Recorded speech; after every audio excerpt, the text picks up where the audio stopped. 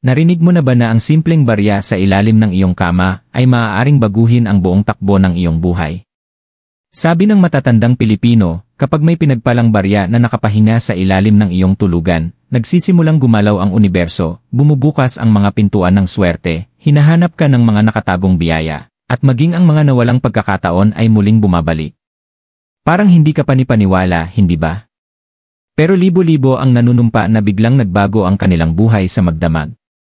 Ngayong gabi, matutuklasan mo ang isang lihim na ritual na maaaring magdala ng kayamanan, proteksyon, at tadhana mismo, lahat magsisimula sa isang simpleng barya sa ilalim ng iyong kama. Sa Pilipinas, malalim ang kahulugan ng maliliit na ritual. Naniniwala ang ating mga ninuno na bawat bagay sa ating paligid ay may taglay na enerhiya, lalo na ang mga bagay na pinakamalapit sa ating pagtulog. Ang baryang nasa ilalim ng iyong kama ay hindi lang basta metal. Ito ay tahimik na tagapagbantay, isang magnet ng swerte na nag-ugnay sa iyong kaluluwa sa universo habang ikaw ay nagpapahinga. Kapag natutulog ka, dalisay ang iyong enerhiya at doon nagsisimulang kumilos ang barya. Sinisipsip nito ang takot, ginagawang kapayapaan ang pag-aalala, at inaanyayahan ang mga biyayang naghihintay sa hindi nakikitang mundo. Marami ang nagsasabing matapos nilang maglagay ng barya sa ilalim ng kama, may mga kakaibang bagay na nangyayari, biglang may dumarating na pera, gumagaan ang pakiramdam, at nagiging totoo ang mga panaginip na parang may mensaheng hindi dapat baliwalain. Ngayong gabi, buksan mo ang iyong puso sa sinaunang ritual na ito ng mga Pilipino. Sapagkat minsan, hindi ang magagarbong gawa ang nagbabago ng ating kapalaran, kundi ang tahimik na pananalig sa ilalim ng ating hinihigaan. Ang lihim na kahulugan sa likod ng ritual ng barya.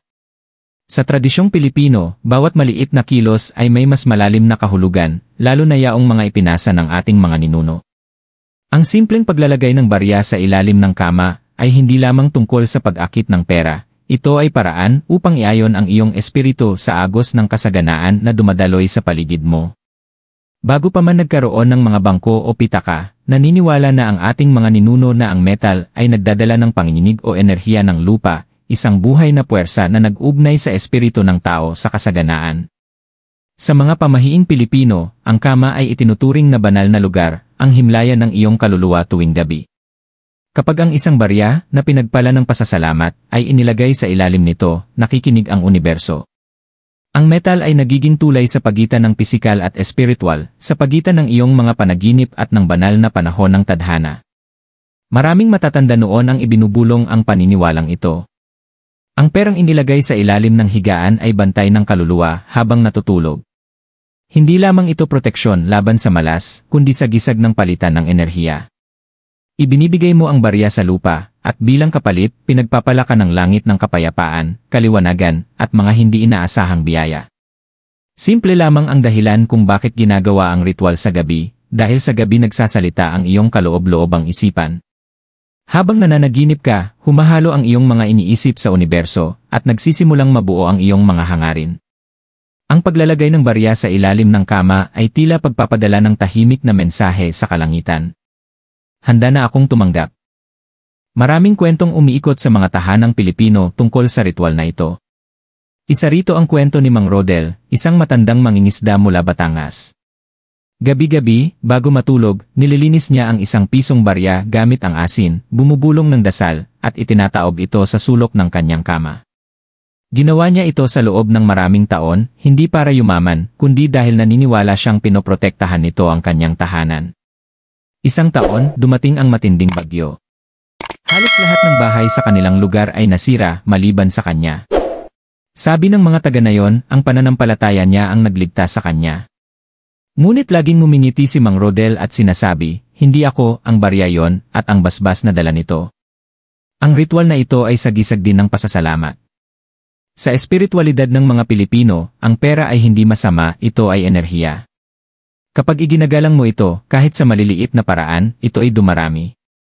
Kaya't itinuturo ng matatanda na huwag basta-basta itapon o hayaang nagkakalat ang mga barya sa sahig. Bawat barya ay may dalang biyaya, isang basbas na tumutugon sa paraan ng pagtrato natin dito. Kapag naglagay ka ng barya sa ilalim ng iyong kama, hindi ang mismong kilos ang may kapangyarihan, kundi ang iyong layunin. Ang paniniwala, ang dasal, ang tahimik na pag-asang baka, kahit paano, ay magbago ang iyong buhay. Nagiging espiritual na angkla ang barya, sumisipsip ng negatibong enerhiyang gumagambala sa iyong tulog habang pinalalakas ang mga tahimik mong pangarap ng kasaganaan at kapayapaan. Kaya ngayong gabi, bago ka magpahinga, sandaling pagmasdan ang baryang nasa iyong kamay. Isipin ang lahat ng taong humawak dito noon, ang kanilang mga kwento, pagsisikap, at mga panalangin. Pagkatapos, habang inilalagay mo ito sa ilalim ng iyong kama, isiping ang bawat paghihirap ay nagiging liwanag, at bawat pag-aalala ay nagiging pagkakataon. Sapagkat sa mata ng universo, ang pananampalatayang kasing liit ng barya ay maaaring magbukas ng pintuan tungo sa mga biyayang hindi mo pa kayang isipin. Pagkagising mo bukas, maaaring hindi mo agad makita ang pagbabago. Ngunit mapapansin mo, may mensaheng darating, may pagkakataong lilitaw, may bigat na mawawala. Iyan ang tahimik na kapangyarihan ng lumang ritual na Pilipino. Hindi lang ito tungkol sa swerte, ito ay tungkol sa pagkakaayon. Isang simpleng kilos na nagpapaalala sa atin na kahit ang pinakamaliit na bulong ng pananampalataya ay naririnig ng universo. Espiritual na enerhiya, bakit ito gumagana? Naipagtataka mo na ba kung bakit may mga simpleng ritual na tila may napakalakas na kapangyarihan? Sa espiritualidad ng mga Pilipino, lahat ay enerhiya, ang iyong mga iniisip, emosyon, at maging ang mga bagay na araw-araw mong nahahawakan. Kapag naglagay ka ng barya sa ilalim ng iyong kama, hindi ka lang gumagawa ng pamahiin, nakikisalamuha ka sa mga puwersang hindi nakikita, sa pagitan ng pisikal at espiritual na mundo. Ayon sa mga sinaunang pamahiin, ang mga metal na bagay, lalo na ang mga barya, ay sumisipsip ng mga panginginig o vibrations. Dinadala nila ang alaala ng intensyon. Kapag pinagpala mo ang isang barya ng pananampalataya at inilagay ito sa ilalim ng iyong hinihigaan, ang enerhiyang iyon ay hindi nananatiling tahimik, ito ay gumagalaw, lumalawak, at umaagos sa iyong katawan habang ikaw ay natutulog. Habang humihina ka, umaayon ang tibok ng iyong puso sa dalas ng kasaganaan. Maaaring tawagin ito ng agham na enerhiya, ngunit sa paniniwalang Pilipino, ito ay espiritu ng biyaya. Kaya itinuro ng ating mga ninuno na igalang ang pera, huwag tapakan ang mga barya, huwag laitin ang iyong pitaka. Sapagkat sa ating kultura, ang paglapastangan sa kasaganaan ay katumbas ng pagsasara sa pintuang matagal mo nang ipinagdarasal na bumukas. Kapag natutulog ka, nagpapahinga ang iyong katawan, ngunit naglalakbay ang iyong kaluluwa. Ang mga panaginip ay hindi basta-basta, ito ay mga mensahe mula sa universo. Ito ang sandali kung kailan bukas na bukas ang iyong enerhiya, tahimik ang isipan, at bukas ang puso. Ang baryang nasa ilalim mo ay nagsisilbing pang-ugat, humahawak sa iyong espiritu, habang nakikipag-ugnayan ito sa mas mataas na mga dimensyon. Sinasabi nito sa universo, narito ako, handa ako, at karapat-dapat ako.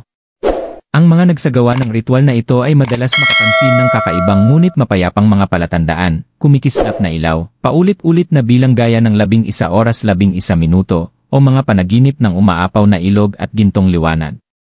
Ito ang mga pahiwatig ng langit, mga senyales na nagbago na ang iyong dalas, na narinig na ng universo ang iyong hangarin. Maraming Pilipino ang nagkukwento kung paano sila nagsimulang makatanggap ng maliliit na biyaya matapos gawin ang ritual, isang hindi inaasahang bayad, isang lumang kaibigan na muling nagparamdam, o utang na biglang nabayaran. Ang iba naman ay nagsasabing gumaan ang kanilang pakiramdam, tila nawala ang bigat na hindi nila alam na dala nila. Iyan ang enerhiya ng barya na kumikilos. Hindi nito pinipilit dumating ang biyaya, kusa nitong inaanyayahan, at inaayos ang iyong buhay ayon sa banal na panahon. Makikita mo, ang kasaganaan ay hindi palaging pera. Minsan, ito ay paggaling ng relasyon, pagbabalik ng pananampalataya, o bagong direksyon sa buhay. Pinalalakas ng ritual ng barya ang anumang intensyon na inilalapat mo rito. Kung nais mo ng pagyaman, ito ay lumilikha ng mga oportunidad. Kung kapayapaan ang hanap mo, pinapakalma nito ang enerhiya sa iyong tahanan. At kung proteksyon, ito'y nagbubuo ng espiritual na kalasag habang ikaw ay natutulog. May mas malalim ding kahulugan ang gawain ito. Ang kama ay sumisimbolo sa pinakamatinding koneksyon mo sa iyong mas mataas na sarili. Dito ka nagpapahinga, nananaginip at naglalabas ng emosyon. Ang paglalagay ng barya sa ilalim nito ay tila paglalagay ng iyong mga hangarin sa ilalim ng iyong kaluluwa. Binabasa iyo ng universo bilang pagsuko, isang banal na kilos ng pagtitiwala.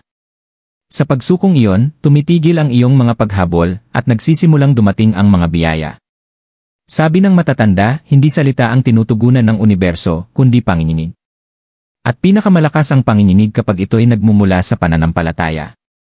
Kaya kailangan gawin ang ritual ng may sinseridad. Kapag ito'y ginawa sa kasakiman, mananatiling tahimik ito. Ngunit kapag ginawa sa pasasalamat, ito'y aawit. May isang babae mula Cebu na nagbahagi na gabi-gabi ay dinadasalan niya ang kanyang barya at nagpapasalamat sa universo, hindi para sa mga bagay na wala siya, kundi para sa mga bagay na mayroon na siya, ang kanyang pamilya, ang maliit na tindahan, at mabuting kalusugan. Ilang buwan lang ang lumipas, lumago ang kanyang tindahan, nakahanap ng matatag na trabaho ang asawa niya, at nakapasa sa pagsusulit ang anak niya. Ang sabi niya, "Hindi ako humiling ng higit pa. Nagpasalamat lang ako at dumating ang mas marami." Iyan ang tunay na diwa ng manifestation, ang pasasalamat na kusa ring dumadami. Ito ang dahilan kung bakit gumagana ang ritual ng barya. Pinagsasama nito ang tatlong banal na enerhiya, pananampalataya, pasasalamat, at pagkakaayon. Kapag nagsanib ang tatlong ito, lumilikha sila ng makapangyarihang agos na dumadaloy sa iyo at palabas sa mundo. Ginagaya ng universo ang iyong enerhiya. Kapag naniniwala kang malapit na ang biyaya, ibinabaluktot ng universo ang realidad upang patunayan na tama ka. Kaya ngayong gabi, kapag inihahanda mo ang iyong barya, hawakan ito ng marahan at magsalita ng may kababaang loob. Huwag humiling na may kaba, humiling na may katiyakan. Sabihin, "Bukas ako sa pagtanggap. Nagpapasalamat ako sa mga biyayang akin na." Pagkatapos, habang humihiga ka, isipin mong napapaligiran ka ng gintong liwanag na nag-ugnay sa iyong puso at sa baryang nasa ilalim mo. Ang liwanag na iyon ang magdadala ng iyong mensahe sa langit, at bilang tugon, maririnig mong bumubulong ang langit. Tapos na ito. Pagdating ng umaga, bumangon ng may kapayapaan. Huwag magmadali upang hanapin ang resulta, magtiwala ka. Sapagkat ang enerhiyang iyong pinakawalan ay kumikilos na sa mga paraang hindi mo nakikita. Tandaan, ang pananampalataya ay hindi paghihintay ng ebidensya, ito ay ang kaalamang darating ang ebidensya kapag handa na ang iyong espiritu. At ang baryang nasa ilalim ng iyong kama. Hindi lang ito ritual, ito ay tulay sa pagitan ng iyong pag-asa at ng pangako ng langit. Ang tamang paraan ng pagsasagawa ng ritual. Ngayong nauunawaan mo na ang lihim na kahulugan at espiritual na enerhiya sa likod ng ritual na ito, panahon na upang matutunan kung paano ito gawin ng tama, ayon sa paraan ng ating mga matatandang Pilipino. Hindi ito basta paglalagay ng kahit anong barya sa ilalim ng kama. Isa itong banal na kilos ng pananampalataya, pasasalamat, at pag-aangkin ng biyaya. Bawat hakbang ay may dalang enerhiya, at kapag ginawa ng may paggalang at sinseridad, maaari nitong gisingin ang kasaganaan, proteksyon, at pagkakaisa sa iyong tahanan. Narito ang bawat hakbang ng ritual. Hakbang 1, piliin ang barya ng may layunin. Huwag basta kumuha ng kahit anong barya. Pumili ng isa na may espesyal na kahulugan sa iyo, maaaring lumana at minana mula sa magulang, perang kinita mo sa sariling pawis, o baryang dumating sa iyo nang hindi inaasahan. Dapat may alaala ang barya dahil ang kahulugan ay nagpapalakas ng enerhiya. Sa paniniwalang Pilipino, kung may alaala ang bagay, may bisa rin ito. Hawakan ang barya sa iyong kamay at huminga ng malalim. Damhin ang bigat nito. Tandaan, hindi lang ito metal, ito ang sisidlan ng iyong intensyon. Hakbang 2, linisin ang barya. Bago ito gamitin, kailangan muna itong linisin sa espiritual na paraan. Maaaring gawin ito sa dalawang paraan. Paglilinis gamit ang asin. Ilagay ang barya sa isang mangkok na may asin sa loob ng ilang minuto. Nililinis ng asin ang negatibong enerhiya at pinapabanal ang bagay. Paglilinis gamit ang usok. Ipadadaanan ng marahan ang barya sa usok ng kandila o insenso. Sumisimbolo ito sa pagbitaw ng lumang enerhiya at pagtanggap ng bagong biyaya. Habang ginagawa ito, marahang sambitin. Naway dalhin ng baryang ito ang liwanag, proteksyon, at kasaganaan sa aking tahanan. Sa ganitong paraan, nagiging banal na sagisag ang barya mula sa pagiging karaniwang bagay. Hakbang 3, itakda ang iyong layunin sa pamamagitan ng panalangin. Sa espiritualidad ng Pilipino, walang ritual na buo kung walang taimtim na panalangin. Umupo ng tahimik sa iyong kama, hawakan ang barya malapit sa dibdib, at ipikit ang mga mata. Kausapin ang universo, ang iyong mga ninuno, o ang banal na presensya na pinaniniwalaan mo. Sabihin kung ano ang iyong ipinagpapasalamat, ang iyong pamilya, kalusugan, at tahanan. Pagkatapos, ipahayag ang iyong mga hangarin. Banggitin ito na parang nangyari na. Nagpapasalamat ako sa tuloy-tuloy na agos ng biyaya sa aking buhay. Ako ay napapalibutan ng kapayapaan at proteksyon. Dumarating sa akin ang mga oportunidad ng madali at natural. Ang iyong mga salita ay may dalas. Kapag nagmumula ito sa pasasalamat, umuugong ito sa di nakikitang mundo. Hakbang 4, ilagay ang barya sa ilalim ng kama. Marahang ipasok ang barya sa ilalim ng iyong kama, mas mainam malapit sa bahagi ng ulo, kung saan pinakamalakas ang enerhiya mo habang natutulog. Ang iba ay nilalagay ito sa maliit na puting tela bilang sagisag ng kapayapaan at kadalisayan. Habang inilalagay, sambitin ng tahimik. Naway bantayan ng baryang ito ang aking kaluluwa habang ako'y nagpapahinga, akitin ang mga biyaya habang ako'y nananaginip, at buksan ang daan patungo sa banal na kasaganaan. Huwag itong ilagay dahil sa takot o kasakiman. Dapat magmula sa kapayapaan ng enerhiya. Tandaan, ang universo ay hindi nakikinig sa mga salita mo, kundi sa tibok ng iyong puso. Hakbang 5, iwan ito sa loob ng 7 gabi. Hayaan ang barya na manatili sa ilalim ng kama sa loob ng 7 gabi, isang banal na bilang sa paniniwala ng mga Pilipino at ng universo. Ang bilang na 7 ay kumakatawan sa pagkumpleto, balanse, at banal na kaayusan. Sa mga gabing ito, maaari mong maramdaman ang mga banayad na pagbabago, mas magaan ang tulog, mas malinaw na mga panaginip, o kakaibang kapayapaan. Iyan ay palatandaan na kumikilos ang ritual at muling inaayos ang iyong enerhiya. Kapag napanaginipan mo ang malinaw na tubig, sikat ng araw, o mga baryang bumabagsak ng marahan, ito ay hudyat na paparating na ang mga biyaya. Ngunit kung madilim o magulo ang panaginip, huwag matakot, sumisipsip lang ng negatibong enerhiya ang barya mula sa iyong paligid. Hakbang 6, kunin at itago ang barya. Pagkalipas ng 7 gabi, kunin ang barya at ilagay ito sa iyong pitaka o altar. Huwag itong itatapon. Ito na ngayon ang iyong lucky charm, tagapagdala ng enerhiyang ikaw mismo ang lumikha.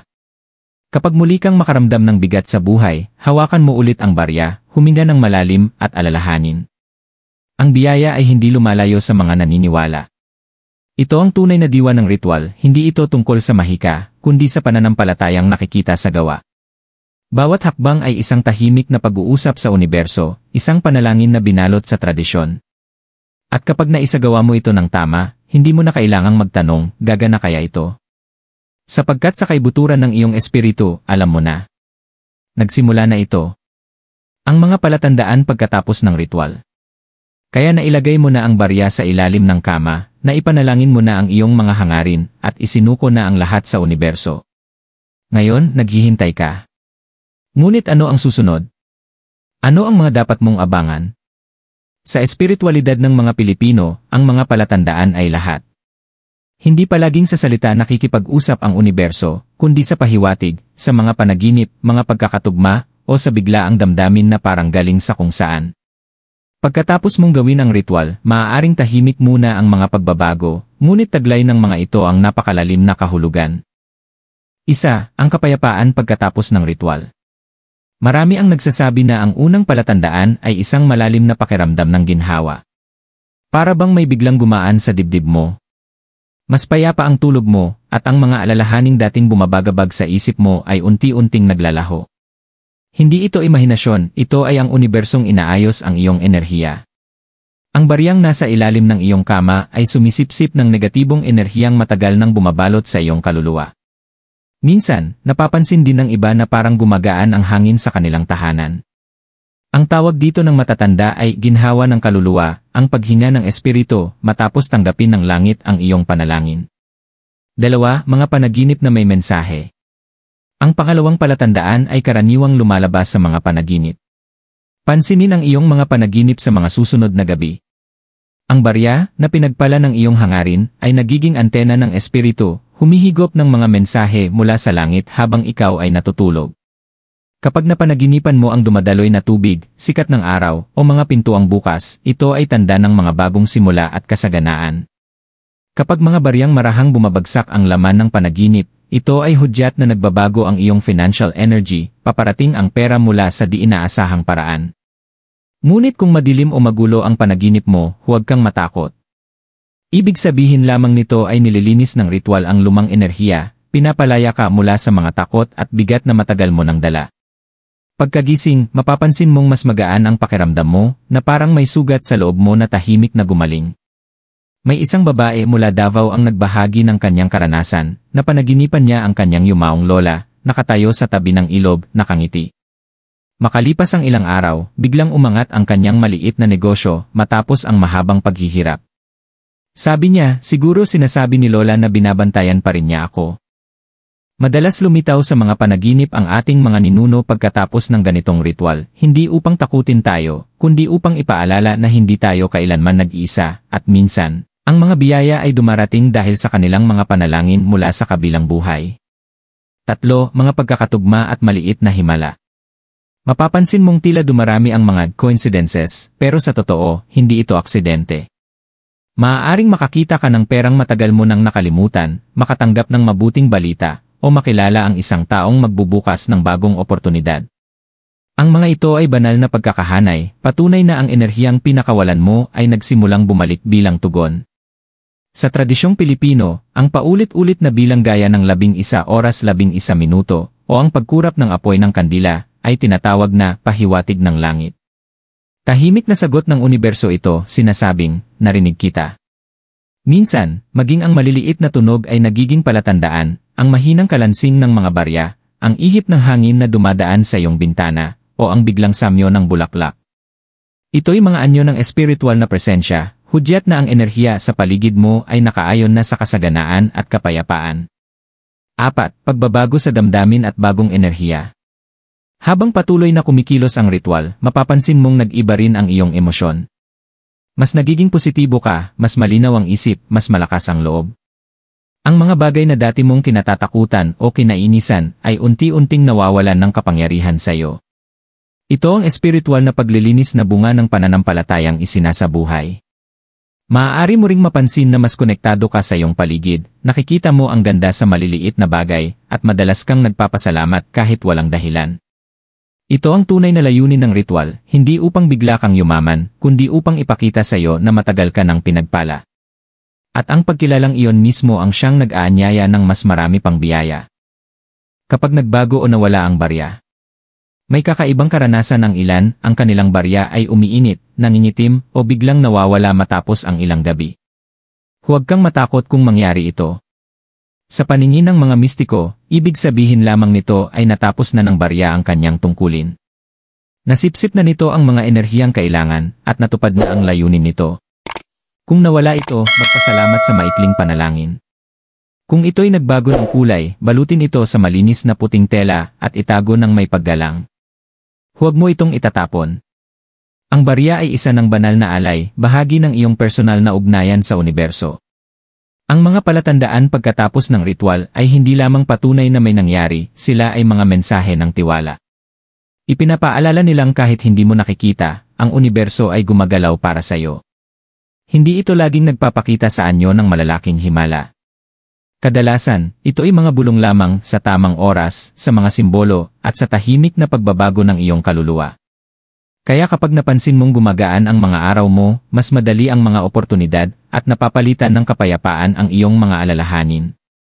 Alalahanin mo ito. Nagsimula ang lahat sa isang maliit na kilos ng pananampalataya, isang baryang tahimik na nakahimlay sa ilalim ng iyong kama, nakikinig sa iyong mga panaginip. Ang mensahe ng universo. Kapag isinagawa mo ang ritual na ito, ang pinakamas makapangyarihang resulta ay hindi lang ang mga pagbabagong nagaganap sa iyong tahanan o sa iyong kabuhayan, kundi ang pagbabagong unti-unting nangyayari sa loob mo. Ang tunay na mensahe ng universo sa pamamagitan ng ritual ng barya ay higit pa sa swerte.